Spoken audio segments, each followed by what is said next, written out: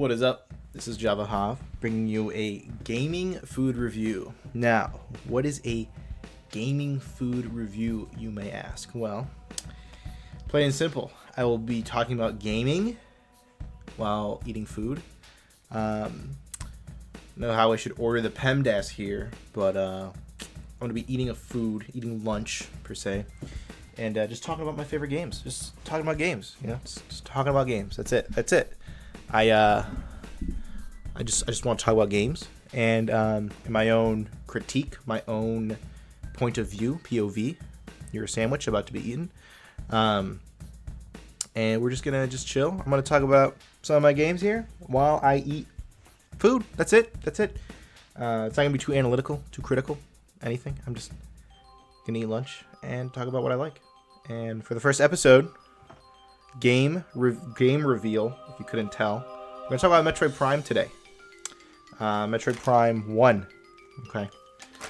While we eat a sandwich from a deli nearby, which I have not tried, so this is exciting. A first time ever food review, gaming food review. Also first time ever eating at this deli. It's called the Alexander. Mind you, it has pastrami, ham, LTO, lettuce, tomato, onion. And holy moly, a triple decker, mind you. Triple decker meaning 3 pieces of bread with pastrami, ham, pickles, mustard mayo, LTO, and Swiss cheese. I may only eat half of this, but we'll see how long this episode goes for. So yeah, rye bread, of course, pastrami with rye. Oh, can't beat it, dude. Can't beat it. Before I do my game review, it's a little food review. Let's try the sandwich.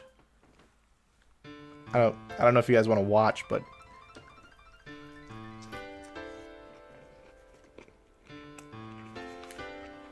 oh fuck.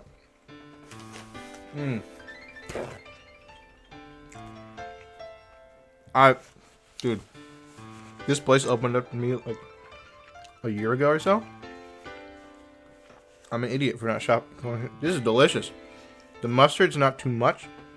The cheese is like melted. It's heated a bit. Pastrami is delicious. I'm loving it. It's good. Not sure my camera's so blurry.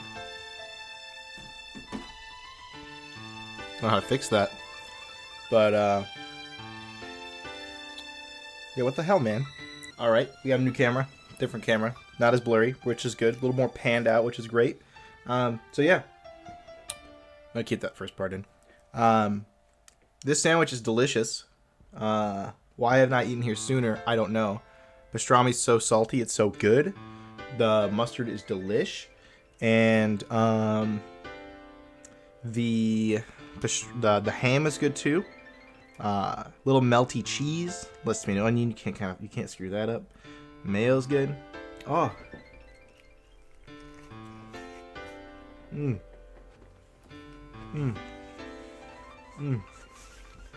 Alright. Let's get into it. Metroid Prime. Phenomenal game.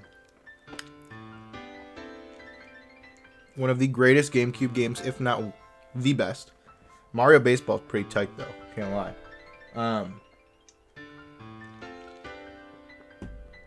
So yeah, Metroid Prime. My favorite aspect about the game is that in order to know the story and really care about what is happening and Samus being on this planet, is the fact that you, the player, need to take charge on if you care or not. There are so many games where, yeah, there's side quests, yeah, there's other missions to learn more about the world. Enough the player to go and find that out and then explore. Like take Final Fantasy VII Remake. I don't know why that came out. Rebirth came to mind. Guarantee you, if you went through the main story of that game, you'd be done in like 40 hours. But if you care to learn about everything, and the story, mind you, the main story is told to you. Okay, it's through voice acting, through cutscene, through text. It is told through you forcefully, so because it's a story game. Now you take the side quests out, you maybe leave out, you don't want the side of coleslaw. You don't want the side of chips, all right? You're not going to learn so much about the environment, but you're going to get the meat and potatoes of the main story. It's up to the player if they want to do the side quests. There's none of that in Metroid Prime. Metroid Prime is entirely up to the player to decide what they want to know and what they want to learn. And they achieve this beautifully by the scan visor. Now, I will say this time and time again. My personal favorite thing about any of the Prime games, I played them all, 1, 2, 3, not Hunters. It's on my list before Prime 4 comes out. Is the scan visor. It not only is useful in terms of required for getting Chozo artifacts or required for opening doors, but you can also learn about the etymology and biological lifespan points of a lot of the enemies. And also, you can scan the lore. And as up to the player, you don't have to scan any of the Chozo lore, the pirate lore, any of that. It is up to the player if they want to or not. And that is one of the great things. It's up to you. How engaged do you want to be with this game? Do you want to just shoot your gun, scan the boss, find its weak point, which is a cool aspect, because it doesn't just tell you, hey, hit my big red glowing fucking nose, alright?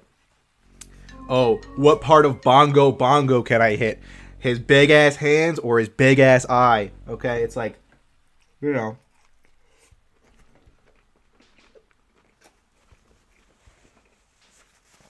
To be fair, Navi will tell you some information, but anyway.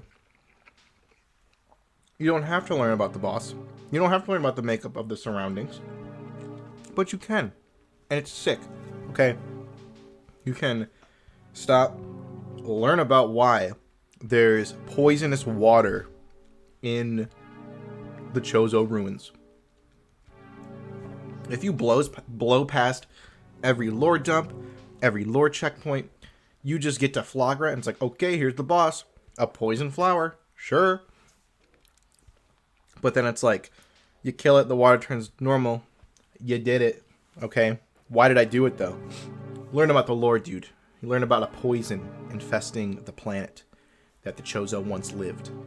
Now this poison is affecting different environments of the planet in different ways. Monsters can be affected by this. Okay? You think that, it's the poisonous water that, is what the Chozo are talking about. Which, yeah. Parts of the lore drops are talking about the poisonous water. But there's something else that you learn. About a meteor hitting the planet. Phazon being introduced to this ecosystem, to the planet, that is throwing everything awry. But you won't really learn that unless you scan or be more observant in your surroundings. Which is what scanning is for, to be more observant, to obtain knowledge of the surroundings. And what's great, too, is that Samus is just thrown on this planet. So, you don't want her going in, blind as hell into this world that, big boy dick-ass Ridley put her into.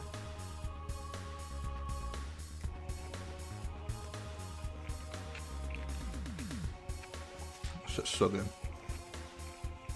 So, that is one of my favorite parts about Metroid Prime. Is just the scanning aspect. Being able to learn, see what kind of reason this may have caused, the corrosion in certain cracks in the wall, what kind of environment. There's you can just scan weeds, plants, learn about it, what it could have been, what it is, how it's been affected by the Phazon that has been introduced into the veins of the planet's core. And now the other aspect of it too is just the not scanning part, the environmental storytelling. That if you watch my previous video on Super Metroid, which I did a year ago at this point, you know that Metroid is all about visual and just visual storytelling. In Super Metroid, it tells a crazy story, especially the beginning, which I went to a whole video about, on how there's, the planet's dormant and then it wakes up. It doesn't tell you anything like that. The only text in that game is describing Metroid 1, 2, and then the lead up to 3. That's it. The rest is inferred from the player. Same with this. Except they convey more, because you have the scan visor, which lets you see text. You're reading about the lore. You're reading about the Chozo. You're reading about, when you're scanning the pirate data, you're seeing how they use the Metroids, how the Metroids are back, what they're using them for, and seeing how the space pirates, which are, the main antagonists of Samus, who she's been hunting down, and they keep bringing the Metroids back. You see how they're messing around with the Phazon, while the Chozo have seen it as some kind of threat or almost like a cultural reset to the planet. The space pirates that are there on that planet as well, they're trying to utilize that Phazon for weapons development, or trying to utilize the Phazon to make themselves stronger, which you get some of those Phazon space pirate big ass bosses that you see. And what's cool is you see them in their containers, and then later in the game as you progress, they pop out. It's like, oh damn, you're walking by it the first time, you're like, I don't want to fuck around with this guy. Well, then you come back later because the power goes out, you gotta fuck around with this guy. So it's so cool. Like, you can read what is happening and what's going around you, or you can just purely experience the isolation that Samus feels of just being in the planet alone, you against the world, which I feel that is what Prime 1 has achieved the best. Prime 2, you have the Lumos, which do help Samus out. She does have some point of contact, but in Prime 1, it's like Super. You're just out there alone, but you can gather more intel if you choose to, or you cannot and venture through. So it's not, the story's not really told to you. You're just a person on a planet in a power suit, moving through, the caverns, the ice, Phadrana drifts. You're moving through the pirates' hideout, the wrecked ship, the Chozo ruins, and then finally the impact crater, where everything kind of culminates into one thing. But I feel like we're just skipping over things. I feel like I'm just talking, I'm just rambling, because the game is so good. Getting here with a Chozo ghost. You know about the Chozo ghost?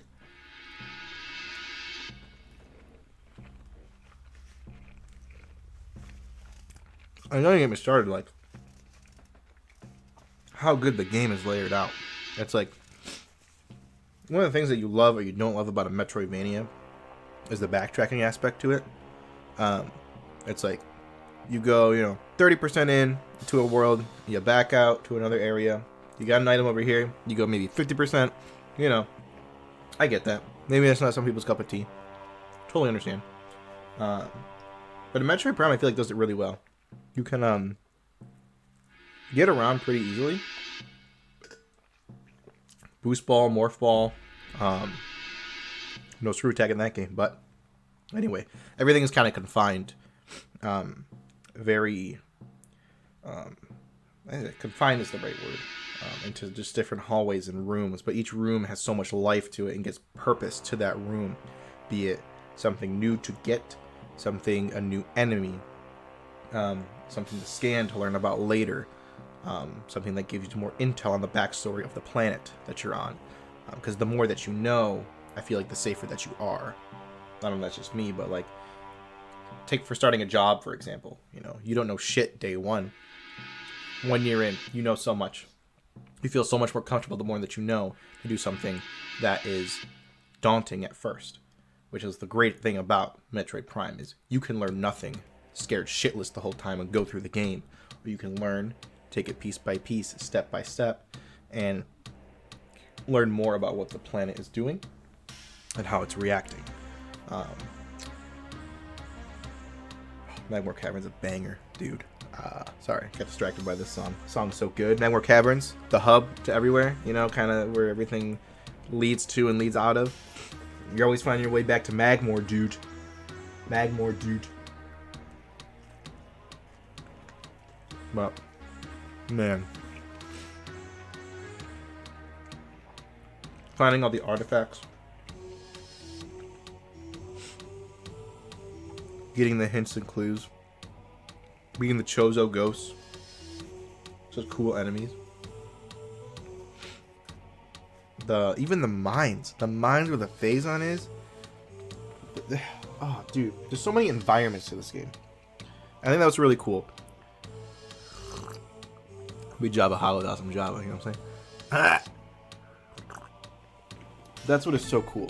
It's like you have natural environments like Talon Overworld, Fidrana Drifts, Chozo Ruins, which, you know, are not natural. They're ruins of a deceased civilization, but now become natural because they're teeming with organic life, animals, versus the mechanical space pirates or the space pirates, which are, you know, evil adversaries. You got the wrecked ship, you got the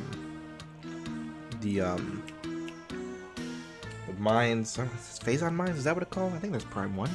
Yeah, it is. And you're able just to see, like, because in, like, Prime and Super, the man-made part was Criteria, like, the lower part of it, where you fought Mother Brain. And then also the wrecked ship. But everything else was pure, like, organic Norfair, Brinstar.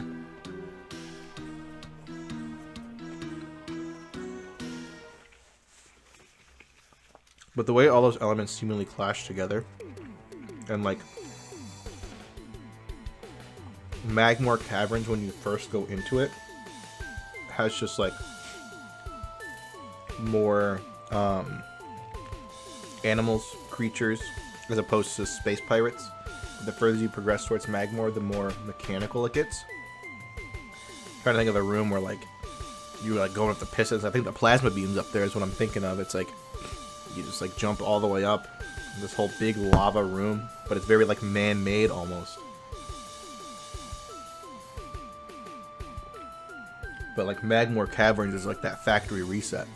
It's like, oh, you just got out of the dark room of just like going back through like the lab and the mines.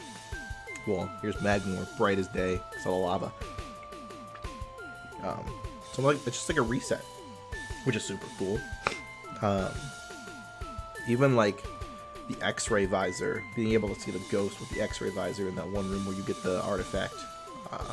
It's like waterfalls everywhere. Super cool, so aesthetically pleasing. The graphics. Oh, don't get me started on the graphics, man. Beautiful for a GameCube game. So like, oh, dude, it's so good. Best part is, it's fun. You know? As Reggie Fils-Aimé said, if it's not fun, why bother? You know? Metroid's fun. It's got action. It's got adventure. It can tingle your sense of curiosity if you want to do the scanning aspects of it and learn more about the world. It's also got, you know, the action piece if you're not into that piece. It's got, like, different senses of feelings depending on how much you want to learn. Like, again, you know, if you don't care about knowing things, you're probably going to feel more isolated and fearful of this planet, especially when you first get in there. But if you read and scan and learn about the environment, you become more adept into what's to come. So, and that creates a sense of, you know, pride, or a sense of, you know, that you can do this. You know, gives you a big motivation, confidence boost for you and Samus. That personally, that resonates with me, versus if I just powered through everything, which I did when I was a kid. Because who, as you know, a 10-year-old, 12-year-old kid, who the hell wants to read that much text? Going back and replaying the game, you know, a few years later, and you read and look through everything, like, oh, I don't remember this part being so scary, or like, oh, that's why that happened. That's why the water's poisonous. It just creates like two different experiences, but it's the same game. And man, oh man, everyone should experience how to play this game at least one time. It's the soundtrack's good, the environment, the noises, all the upgrades, the power-ups. Oh man, it's like a top 20 game for me. Probably top like 10.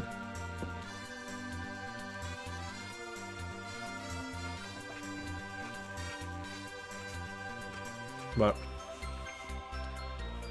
honestly, I think I'm gonna end it there. I'm gonna finish my sandwich. I hope you all had a great lunch break. If you like this, let me know. If you want to drop like a game I should do next, and if I played it, which you wouldn't fucking know that, but whatever game you want to see next, let me know. This is fun. Just gushing my heart out. See, we're not analyzing too much here.